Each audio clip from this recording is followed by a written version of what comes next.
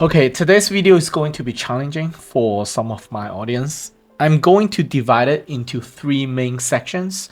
Only the second section, I will focus purely on the US economy heading into 2025. But I do recommend my audience to watch the entire video to get the full picture and what I'm trying to deliver, especially if you want to understand China-US relationship going forward and where are those tension points. This video will be one of the key videos that can help you understand and you shouldn't skip. Timestamp down below if you want to jump ahead. Let's go. I'm going to bring back Mr. Lu here again, a Chinese economist living in Hong Kong. He's pretty famous on Chinese social media, but for my audience who are not familiar with his work and video, he and Michael Hudson and Professor Wan are actually friends in real life. They sometimes make videos together and they have this certain common understanding about the world we're living in today and also the problems that are facing China and US going forward. Okay, this video will start off slow but will pick up pace as you go along, okay? Let's start. At the beginning of this year, a US-based research institute contacted me and asked me to join their rank. They gave me a huge tempting offer. The only thing they require from me is for me to provide them with an annual report of China's systematic fiscal analysis. They want me to provide in detail Chinese central government fiscal budget planning and also local budget planning. I've been professionally trained to deal with such people. I know who they are and what they are asking me to do. So I deny their request. No matter what they offer to me, I won't take such contract. You're talking about dreams? You're talking about extraction? For my audience who do not know what he's referring to, US and China is already at war in the economic, financial, and information space. So providing such information is equivalent to treason at this moment. I don't think I need to explain more. You guys can use your own imagination. Let's continue. But at that moment, when they make me an offer, I was excited and I make a counter offer. I asked them if they want to pay me to make such report on the US fiscal budget study. That was a joke from me, but they were surprised. They probably wonder why I would make such offer and do such thing. I told them that I've been studying US economy, fiscal budget planning, and its effect on the US economy since 1995. So I've been doing that for 29 consecutive years. I think I know US economy better than most domestic US economists. Of course, they might not believe me. However, this August, they came to me again and said that, sure, we can hire you to do a report on the US fiscal policy. But at the end, I did not accept their offer.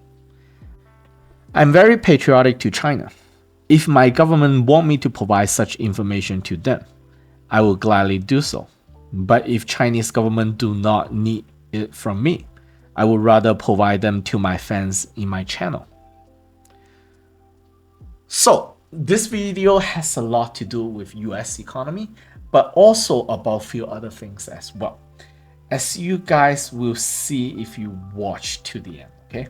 Of course, this can also be counterintelligent by the CPC to deceive and confuse Americans.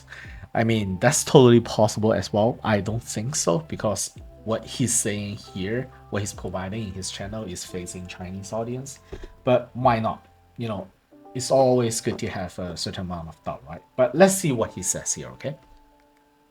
First, I want to say that I have great respect for the US research institutions. In a way, they do not only study the data, but they collect and sort the data out themselves.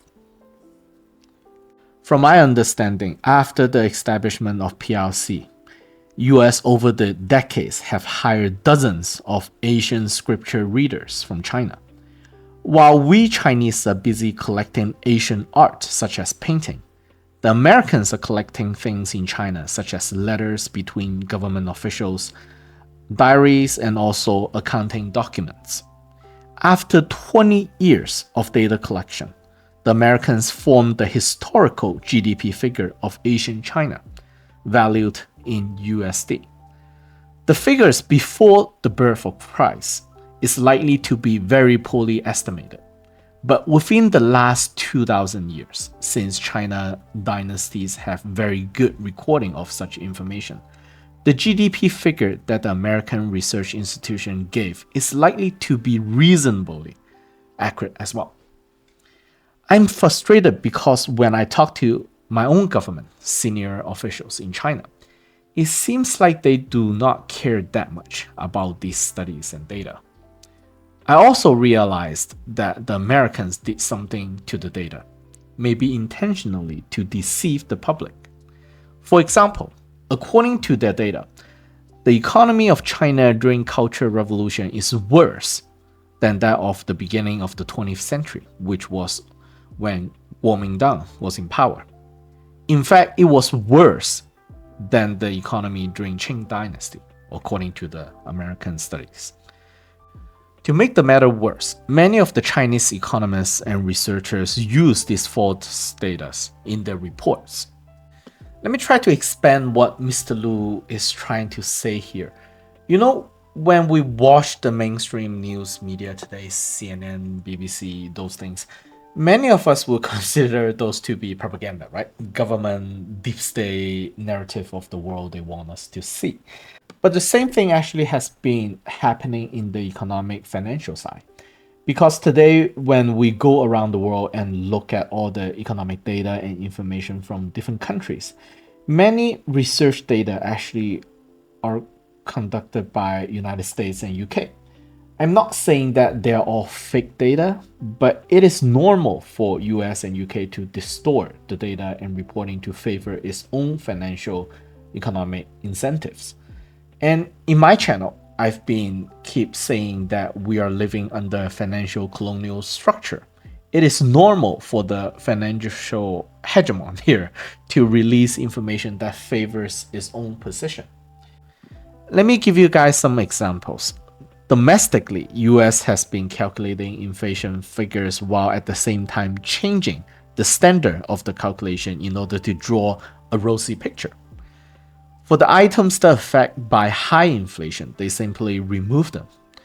On the international stage, one of the famous incidents is after the collapse of Soviet Union, the Warsaw states came out of the Soviet economic models and tried to integrate with the West. And during that time, many assets in the Eastern European states were undervalued intentionally by the Western institutions in order for the West to take advantage and capitalize, and some Chinese would say plunder the wealth of the Soviet states. I think older generation audience here on my channel, especially Russian audience, remember that experience very well. I remember my father talked about it a lot during the early 1990s with his contacts in the government. He's very patriotic and he kept having this conversation with policymakers to not privatize everything like what the Russians did, or China would suffer extreme hardship.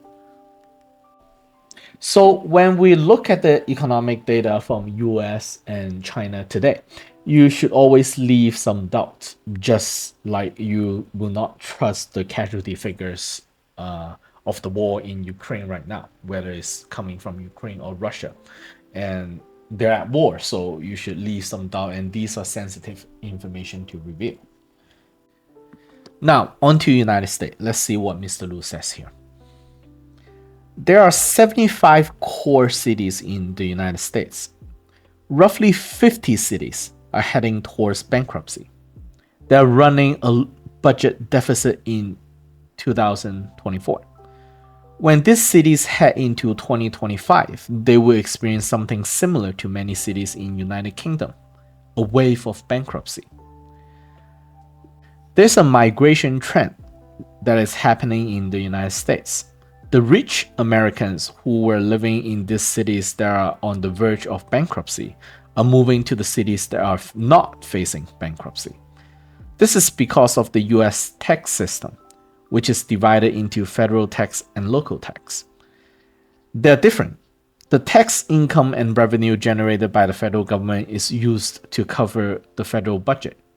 Yes, the federal budget is also running a huge deficit, as the entire world probably know by now. But what I'm trying to point out here is that at the local level, it is also running into deep trouble. This is not well known to the rest of the world. Let me put it this way. The local budget deficit in the United States is facing the biggest crisis since the founding of the country. One of the key reasons that the rich people are moving out of the bankrupting cities is because that next year, in 2025, those cities need to massively increase taxation in order to keep the city afloat, or else they will descend into chaos. The cities won't be able to pay for the firefighters, schools, and police, for example, and many other utilities that are supposed to be responsibility of the cities themselves. And unlike China, the United States national fiscal system does not allow the transfer of funding into local government without changing the laws. China can do that because Chinese government holds absolute power. In other words, unless there's an emergency situation, like natural disasters or war, the federal government is not really allowed to just fund the cities to keep them alive. So they must increase tax in order to balance the budget spending. The root of this crisis, according to my own analysis, is the following 3 points. Point number 1. The public media space, news outlet, or social media, they do not really talk about the impact of inflation on individual cities. There's this illusion that the federal government, the central bank, can control inflation. That's not exactly accurate. Let me explain why. When we watched the news and the Fed said that the inflation have been lowered to 3%, but that is the current inflation rate, not the price that has already been inflated over the last few years. So unless US experience a deflation, the price will stay at the already inflated level. The budget spending of each individual cities are in coordination with the inflation. And if they seek to rebalance the budget, the revenue and income they generate need to increase accordingly. But they didn't, not at the level of inflation. The reality is that most cities will not be able to rebalance their budget. The federal government don't need to increase tax because they can print more money, issue new bonds, and export those burden to the rest of the world. But local government cannot print money. The local government can issue bonds, yes, but no way as effective as the federal bond that US government is issuing. So what I'm saying is that the fiscal deficit from the state level downward is facing huge problem. The second problem is the US basic infrastructure system spending is facing a sharp decline. This is not only the physical infrastructure, road, public restroom and all that, but also moral and culture spending as well. For example, some of the food programs, parks, monuments, so on, those need to be maintained. So many of these spendings over the years has been reduced, some already running on debt. Their budget will run dry as well. So if we're talking about federal government coming in to rescue the cities next year in 2025, even if there's no regulation problems, the US government need to increase an additional $4 trillion of spending in order to cover that expense. The current projection of spending increase next year for just the federal government is around $3 trillion. So we are talking about 3 plus 4, about a potential $7 trillion spending increase on the US government next year. Of course, you can just let some of the cities die. That is also a plan, I guess. According to my intensive research digging into the US fiscal policy, I do not see any politician or economist providing any solution to these problems. At least I can't find it. Maybe it's hidden.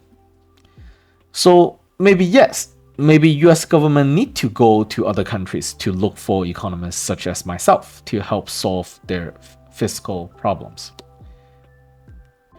Okay, let me be honest with my audience. Tax reform is always a silent revolution.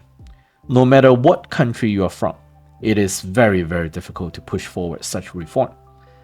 There are many loopholes in the US tax system. The current majority of the tax burden is on the labor force, but many taxation generated by other revenue generating methods were successfully dodged, mainly by the rich people. I thought when Janet Yellen came to power, she can fix some of these problems. But to our disappointment, she didn't have the power to change these things. The third problem is the problem with the US dollar. Since the US dollar detached itself from gold, which was 35 US dollar to every ounce of gold, it has devalued over 98% of its original value. Today, it is over 2,500 US dollar per ounce. It will quickly approach 99%, which means 3,500 US dollar per ounce of gold. So this trend also worries the local government in the United States.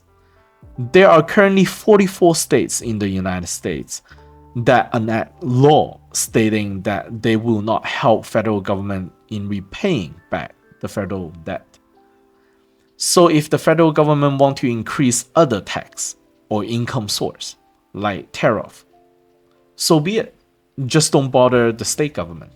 In addition, there are over 20 states in the United States who pass laws to remove the precious metal purchasing tax, which includes gold and silver. This means that they are allowing gold and silver, for example, to exist as a potential substitute for US dollar as currency in the coming months and years might collapse. Let me explain to my audience what this means. Maybe some of my audience might get confused. I'm talking about not people going around trying to buy things or trade while holding a gold or silver coin. We're talking about legal institutions issuing paper currency that's backed by gold and silver or even Bitcoin as deposit. So it's not just Russia, China, or many other countries trying to figure out how and what to replace the US dollar. The local governments in the United States also trying to figure out a way to de-risk from the US dollar. So individuals in US and local government in the United States are also stocking up gold and other precious metals. This trend might accelerate towards the end of this year. Okay, yes, Chinese cities are also facing budget problems today, but coming from a different angle, I will say.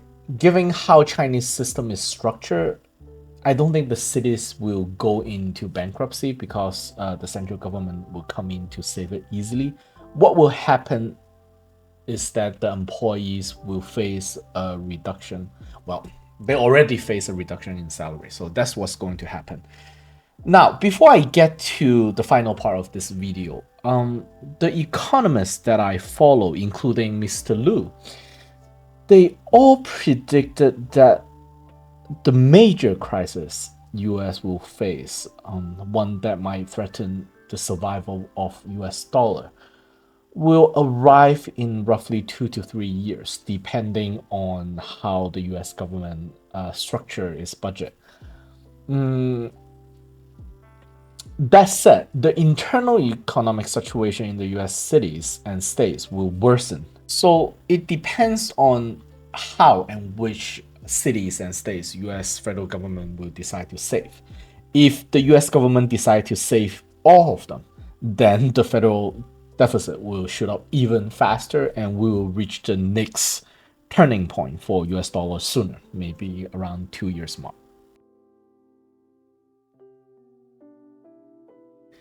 Now, I know some of my audience will say that, well, Richard, you're just biased towards the United States. Perhaps the problem in China is even worse. You just do not want to admit it.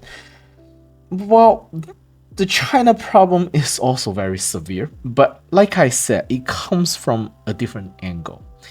And now comes to the most difficult part, I guess, for this video. I will say this is a more severe problem for China. And I will say that to see how many of my audience here understand what I'm trying to say. Okay, here we go. The Chinese financial and monetary decision-making bodies are currently in a civil war. A war that will decide the future of China, if not the future of the world. The decision and the path China take will decide whether Chinese currency, the renminbi, will become a true independent currency or continue to piggyback on the US dollar. Many current Chinese financial sector experts and institutions, according to Mr. Lu and a few other Chinese economists, actually resemble a kind of satellite vassal of the United States. Their loyalty, their wealth, are more bound to the US-led global financial system. The lobbyists that back these internal financial experts in China in providing consultation to the Chinese government, their mindset is completely colonized by the US global financial institution. This is totally understandable because, well, China was part of that system as well and still is. And it's literally the only system available on this planet. It's also many people's livelihood. But many of them do not understand the current options that face the Chinese nation. Those good times are over. US now consider China as the biggest challenge in its hegemony. And it will not reintegrate China until China became politically subordinate the way Japan and Germany is today. So the only way China can move forward while remaining as a true sovereign nation is to walk its own path. And that will eventually lead renminbi to become an independent currency. And do you guys understand now? The thumbnail of this video says Mr. Lu's video is banned because there's an ongoing civil war right now in the financial sector in China, basically. If I open my phone right now, okay, I have many friends and relatives who work in the financial sector in China. I would say maybe 80 to 90% of them, if not more, want to maintain the current system, which, to put it another way, is to maintain China as a financial colony of the United States, or the US dollar, or the globalists, whatever you want to put it. Most of them do not see the grand reality, the grand architecture of the world that we are living in. And I absolutely understand that. They spend their entire education, their entire career living within that world, okay? And yeah, I'm sympathetic to them. That's okay. It's like you spend, 10 years in school and train yourself to become a programmer, engineer, a software engineer. And when you got that job and start to buy a house, pay your mortgage, and suddenly this AI thing comes out and, is ready to take your job and can do everything you do, if not better. So you're gonna feel pretty pissed off at that moment, right? If it is me, I will be like, no, there are things that I can do which the AI cannot do. I can do it better. I'm valuable, okay? I'm irreplaceable. I just spent 10 years in school to get my ass into this job. You're not getting rid of me, okay? The world owes me a living. That would be my thinking, okay? That's what the financial sectors in China is mumbling about right now, which is, like I said, understandable. Many of them lacks the grand geopolitical knowledge to understand exactly what China and the world is going through right now.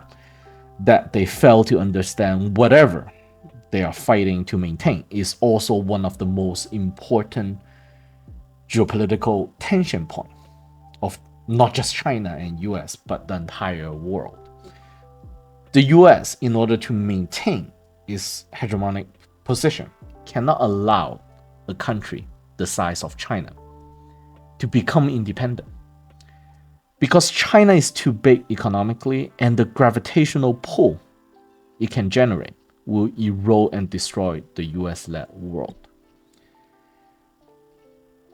Yes, I will say this is a difficult video and will take some time to digest. Remember to like and subscribe. Richard signing out.